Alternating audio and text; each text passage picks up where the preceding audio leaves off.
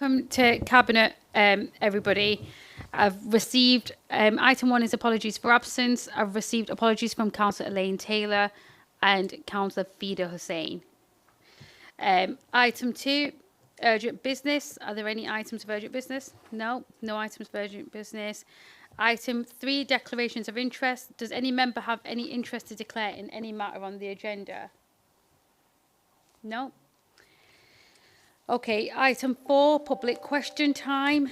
None received. Okay, item 5 is minutes of Cabinet meeting held on the 26th of February 2024.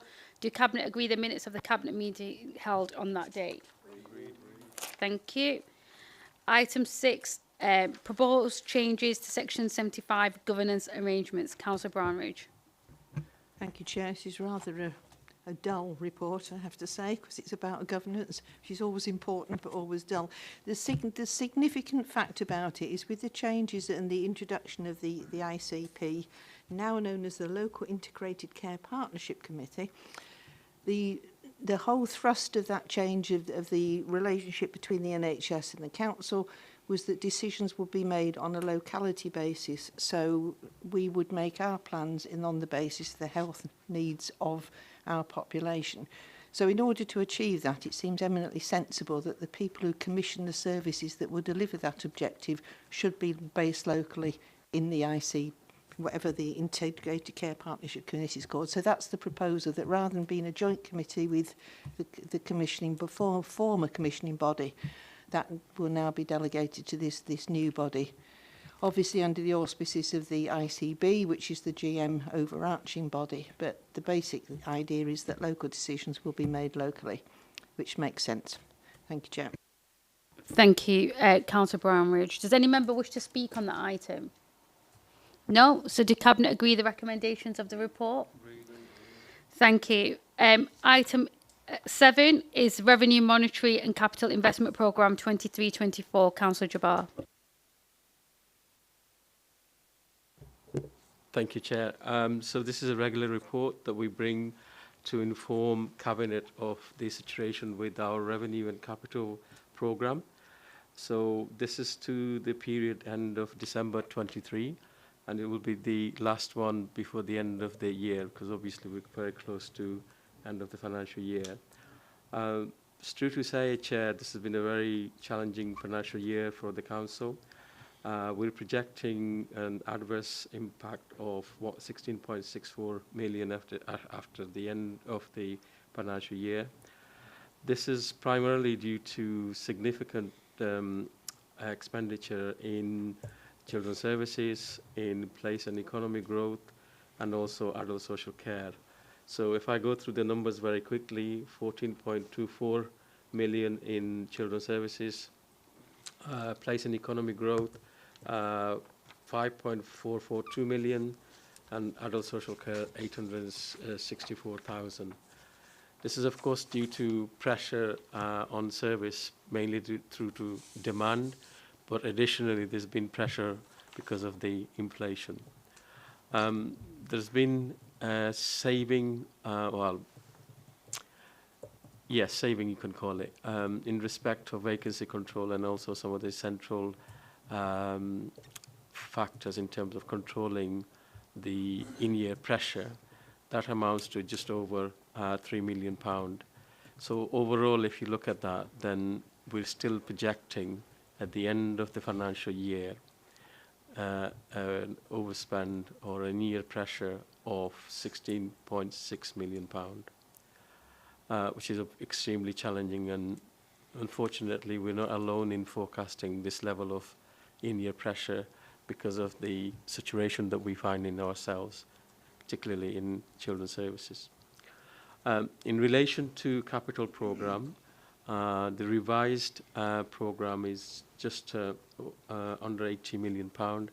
At the end of Q3, we're reporting a spend of £52.768 million, and it's forecast that we will actually spend up to the revised programme of just under £80 million. Obviously, we've got an accompanying detailed report. Myself and Sarah are happy to answer any questions committee may have, Chair. Thank you, Councillor Jabbar. Does any member wish to speak on this report? No? So does Cabinet agree with the recommendations set out in the report? Agreed. Thank you. Thank you. Okay, so we've gone then on to item 8, which is Synergy Education Management System Synergy Contract Renewal. Councillor Ali. Thank you, Chair. So this is a report to Cabinet requesting that we extend the current contract that will expire on the 31st of March 2024. The Council requires continued use of the system, and therefore a replacement contract is required to commence immediately following the expiry of the current contract. So it's requesting Cabinet approval. Thank you. Thank you, Councillor Ali. Councillor Jabbar, do you want to add anything on that report? No, Chair, thank you. Okay, do you mind turning your mic off then? Thanks. All right, Cabinet will consider the recommendations of that report in item 22. Yep, so that's part B. Okay, item 9 is Don't Trash Oldham year-end review and next steps. But before I hand over to Councillor Goodwin, I just would want to take this opportunity to just quickly reiterate how important Don't Trash Oldham is to the people of this borough. I started this campaign in my last stint as leader, so 21-22, after listening to residents tell us that they were just so fed up of the borough looking so untidy, sick of seeing a lack of pride in their communities and feeling that we needed to work together to get tough with those that were not respecting the areas that they live in.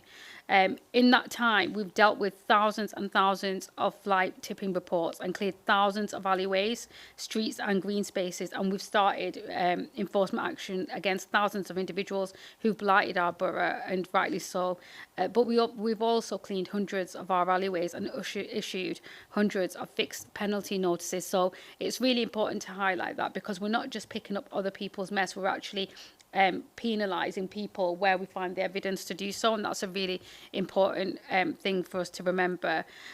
We have spent hundreds and thousands of pounds trying to transform our neighbourhoods across Oldham, and we've refurbished milestones across the borough too, and we've had over 20,000 doorstep conversations with residents about keeping their streets clean, recycling properly, and occasionally signposting them towards bulky bobs. Chris will outline the way we're changing our approach, but our commitment to clean streets will always remain.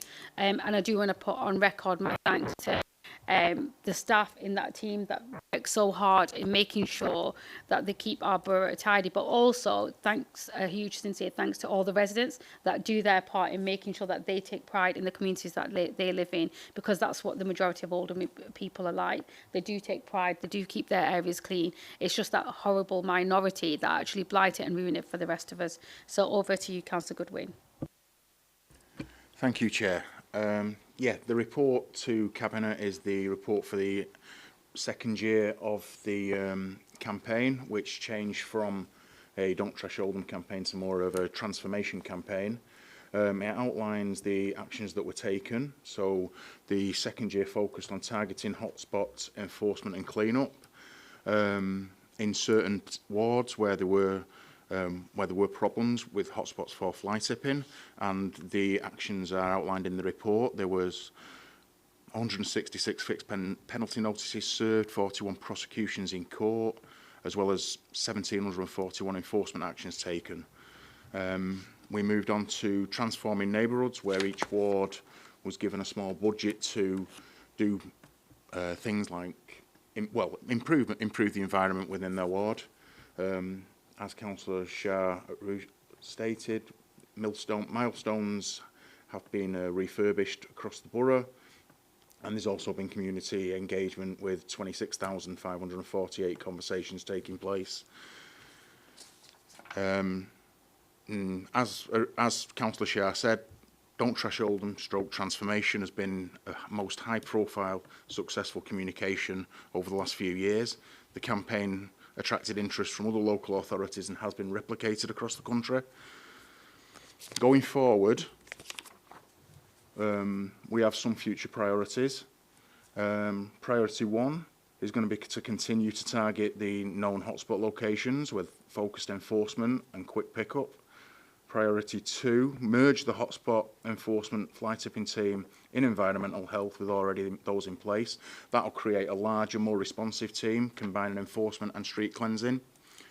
Priority 3, we are bidding for £50,000 from the government to support new mobile rechargeable battery cameras so that we can use in hotspot locations. Priority 4, our gullies. Every single gully over the next 15 months will be cleaned, and they will be serviced in future. Priority 5, district teams will continue to work along environmental self-supporting members and community groups who may take action such as litter picking or just keeping their own area clean. And priority 6, we're going to be looking at making maintenance of adopted alleys borough-wide in addition to the unadopted alleys in addition to the adopted alleys. That's subject to approval and budget. The other priorities, no further financial resources required, apart from the gullies, which is a small financial of 43,000. Thank you, Chair. Thank you, Councillor Goodwin, for everything that you've done on this as well. Does any member wish to speak on that report? No? So does Cabinet agree the recommendations set out in the report? Agreed. All right, brilliant. Thank you. So item 10 is light duty vehicles crossings policy. Over to you, Councillor Goodwin. Thank you, Chair. In brief, this is just a new policy for light duty vehicle crossings. Thank you, Councillor Goodwin. Does any member wish to say anything that's other than stating the obvious? No? Okay, does Cabinet then agree the recommendations of that report? Agreed. Thank you so much. So item 11, a local response to the national housing crisis. Now this should be Councillor Taylor's report, but she's not able to be here this evening, so I'm going to introduce it to Cabinet tonight. So most of you in this room, but maybe not necessarily in the public, will know that in November we declared a housing crisis here in Oldham, as too many people in our borough were without stable or good quality homes. On the 1st of February, we then brought people together. So that was a combination of housing providers, landlords, letting agents, housing developers, with also representatives from health, social care and the voluntary sector to set out a commitment to tackle that housing crisis as far as we could here in Oldham. And we did that because despite this crisis being made in Westminster, no solution, no answer to this crisis was going to be delivered by this government, and we knew that, and we had to step in. There's just simply not enough houses for families in Oldham. Far too many people live in overcrowded homes. Too many people are living currently in temporary accommodation. Too many people live in homes where the standards are so low that you couldn't possibly fathom in your own mind. And far too many Oldhamers, their rent or mortgage payments are just too high. So you could even be in work, but your payments aren't in line with keeping. So this paper is a next milestone in Oldham's journey to combat that housing crisis.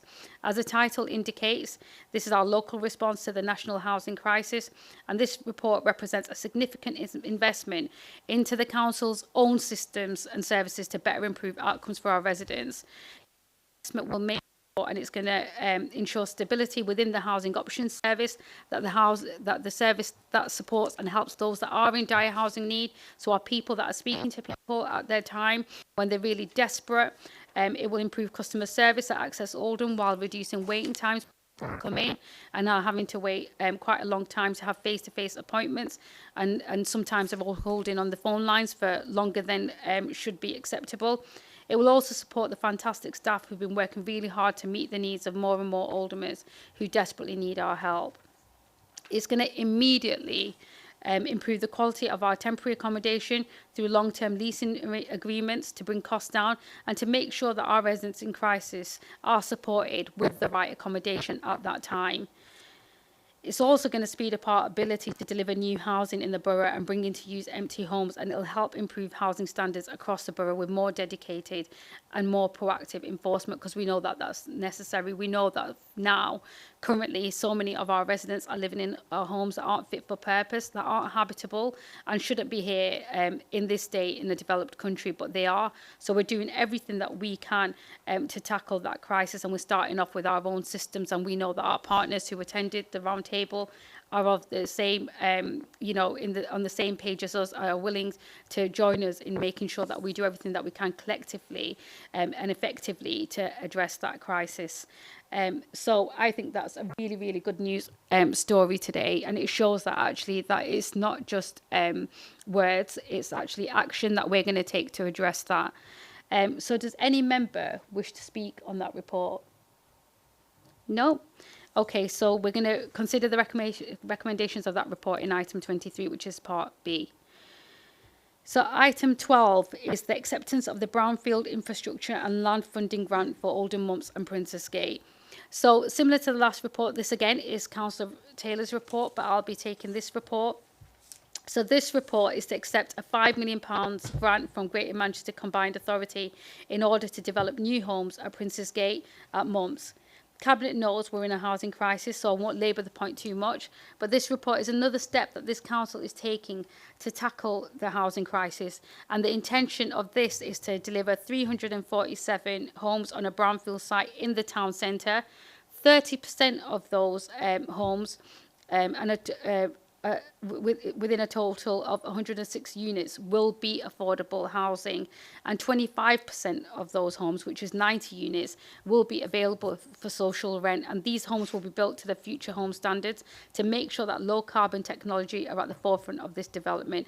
And I think that's so exciting for our residents. It's such a good opportunity, and actually we're putting our money where our mouth is, and we're going to make sure that it's affordable in the real sense of affordable and social rent, so that people do deserve those quality homes. And we know if you've got a stable roof over your head, your life chances, your opportunities are so much brighter.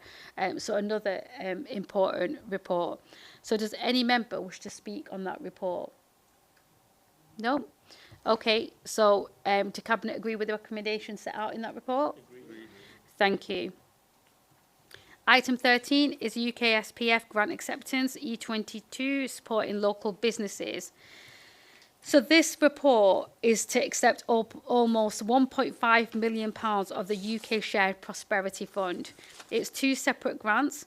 The first is a capital grant of £1 million to support the workspace in Spindles, and the second is a revenue grant of just over £400,000 to provide business support, advice and guidance. And this will support the social innovation hive spaces in Spindles, as well as a series of grant programmes targeting startups and business growth.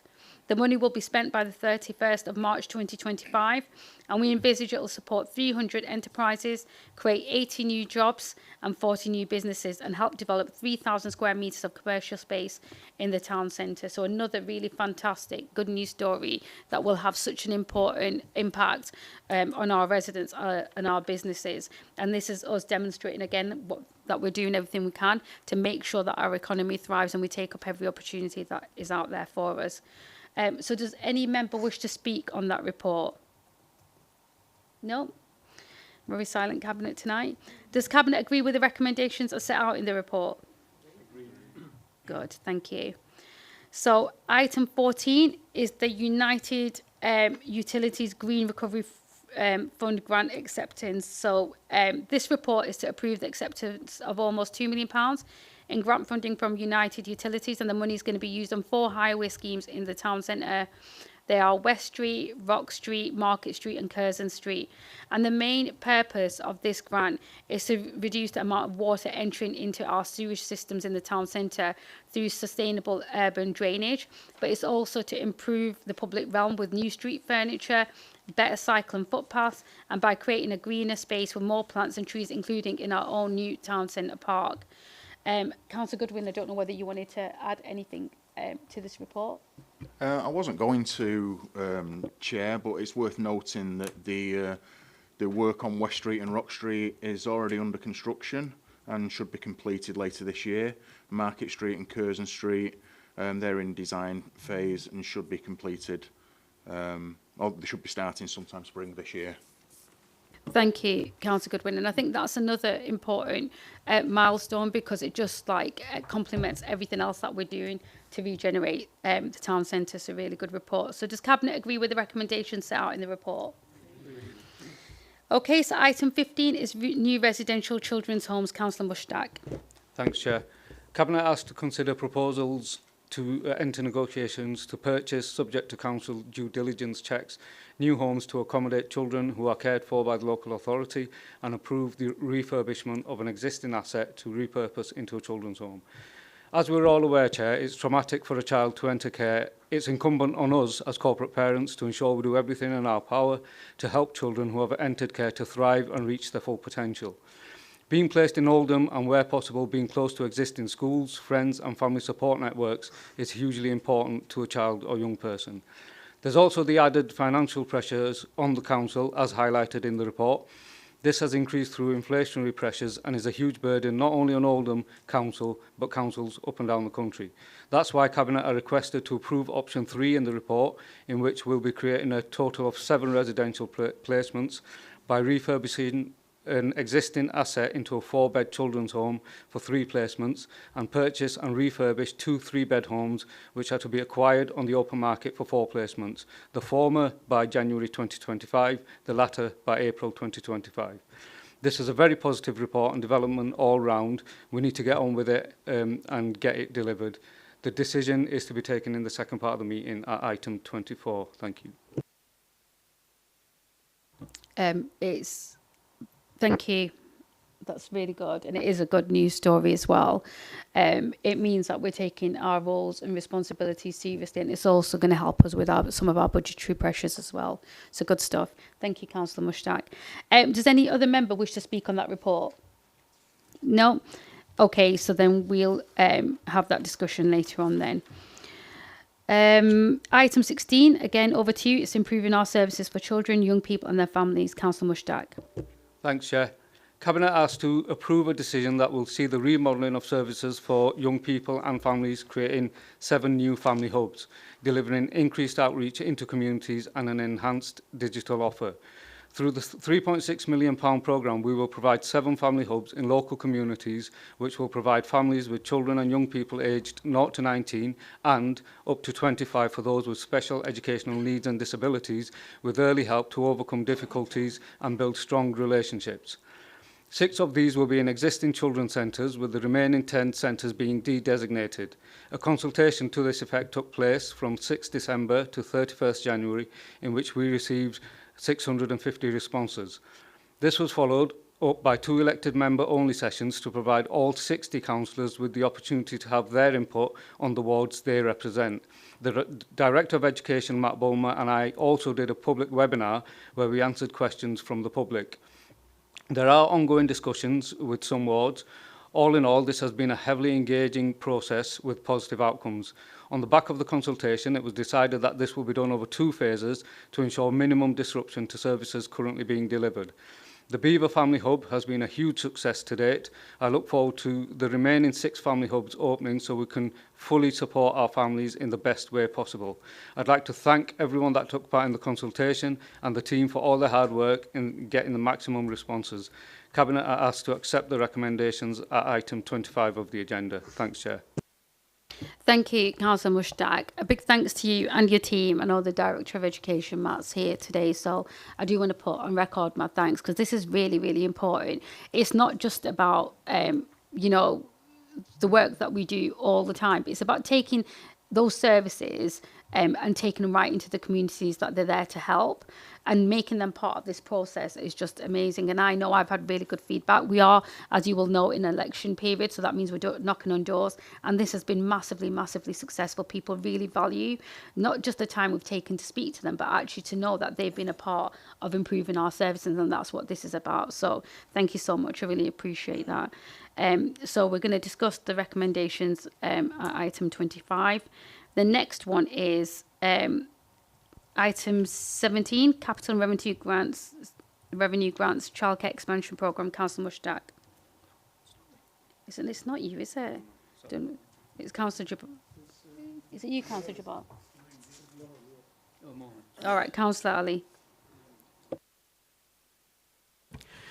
Yep, thank you, Chair. The report is seeking capital investment to safeguard school places at the Blue Coat School.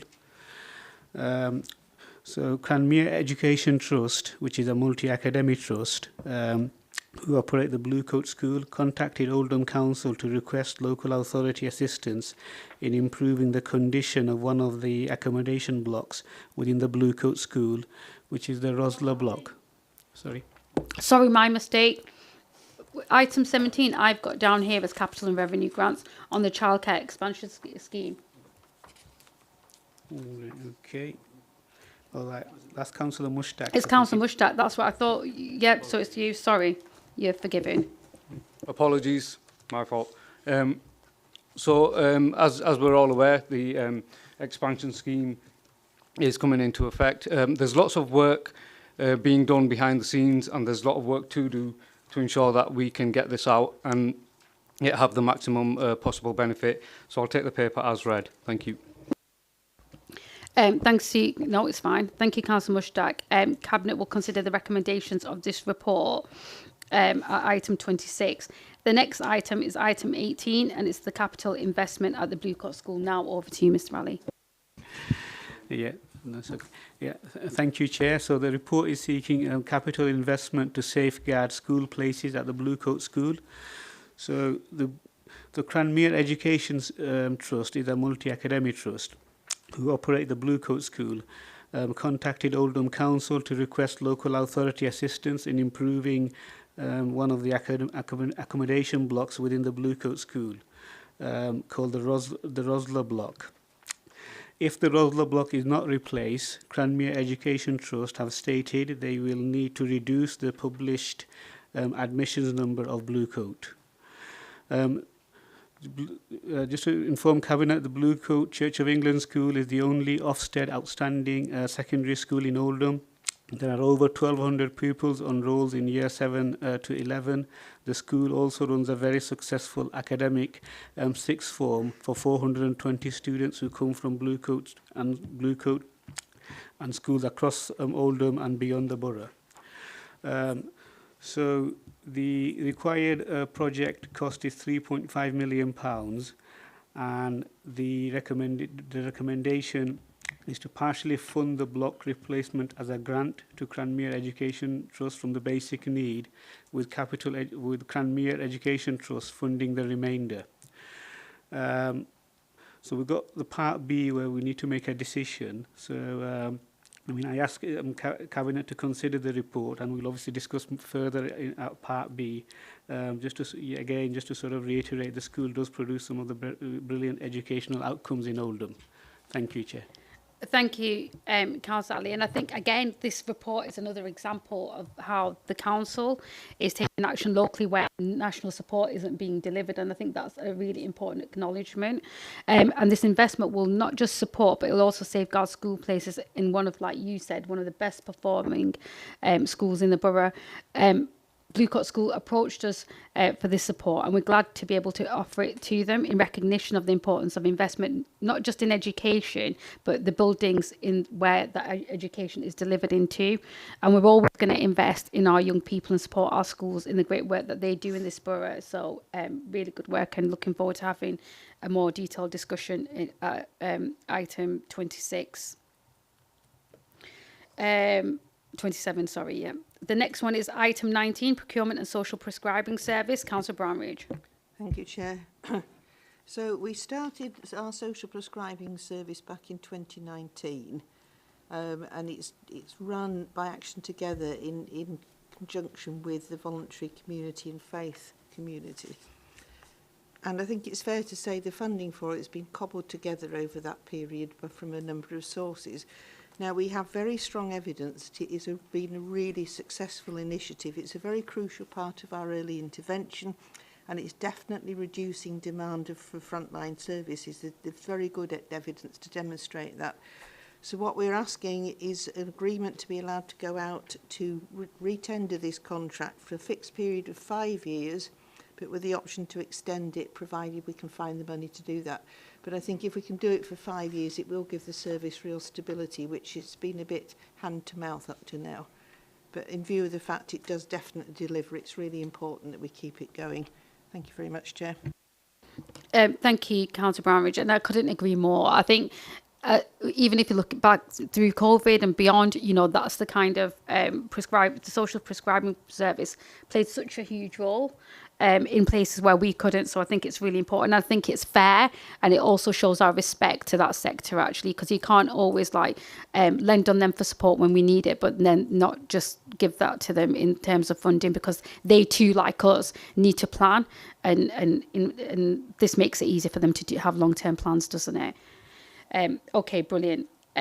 Cabinet will consider the recommendations of the report at item 28. So the next item is item 20, which is Oldham Council Social Value Policy. Councillor Jabbar.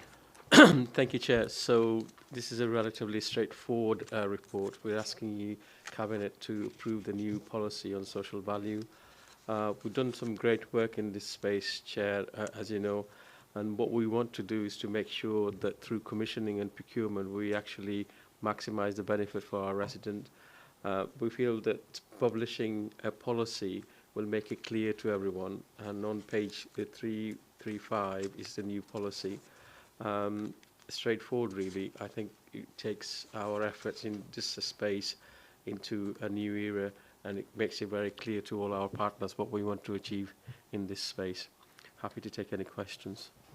Thank you, Councillor Jabbar. And I think the importance of that report for me is we're doing so much now, and there are so many opportunities, but them opportunities don't mean nothing if the residents and the businesses that are in our borough don't benefit from them. And I think the refreshing of this policy is really important, because it means that we're able to hold people to account as well, so that they do have to deliver and do have to meet them social value targets, which is really important. Everything that we should be doing as a public service, as a council in Oldham, should have benefits for not just our communities but our businesses as well. So I think it's a really, really important report. So thank you for that work that you've done, Councillor Jabbar, but also to Sarah, who's here today. So does Cabinet agree with the recommendations set out in the report? Okay. Item 21, exclusion of the press and public. Thank you.